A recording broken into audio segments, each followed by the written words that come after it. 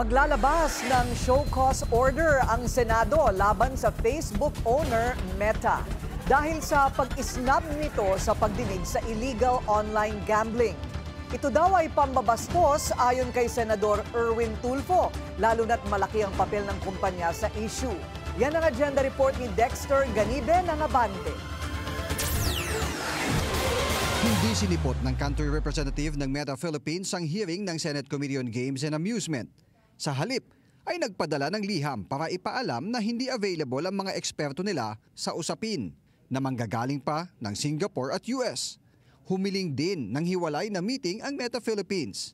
Dito na uminit ang ulo ni Senador Erwin Tulfo, chairperson ng komite. Isa sila sa mga may problema and then sila, how in the hell you don't respect this committee?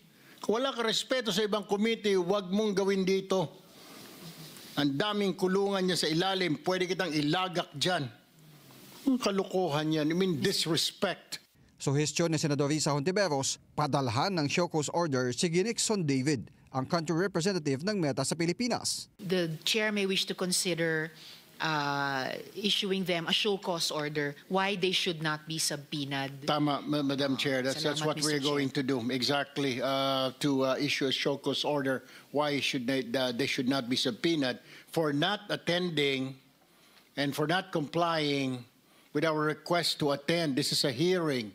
Sa report naman ng Bangko Sentral, naalis na lahat ng mga e-wallet platform sa bansa ang links sa mga gambling sites simula noong August 16. Bilang epekto, ayon sa PAGCOR, bumagsak ang kita mula sa online gambling makalipas ang 2 linggo. We confirm po na nagkaroon po ng effect.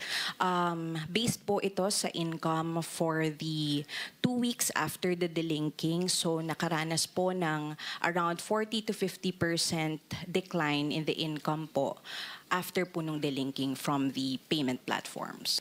Mula po ito dun po sa data po ng accounting po namin and ng Electronic Gaming Licensing Department. Para naman mas maging mabilis ang pagtukoy ng mga illegal gambling sites, gagamit na rin ang PAGCOR ng artificial intelligence para matunto ng mga ito. Meron na po kami ngayon na ilo-launch na isang AI tool kung saan per second po nakaka-detect po ito ng mga illegal gambling websites. And nakikipag-ugnayan din po kami sa CICC, NTC, and DICT para naman po mabilis din po ang pagbablock dito sa mga websites na ito. Sa susunod na pagdinig, mga may-ari ng iba't ibang gaming platform ang nakatakdang ipatawag. Para sa agenda, Dexter Ganibe, Abante.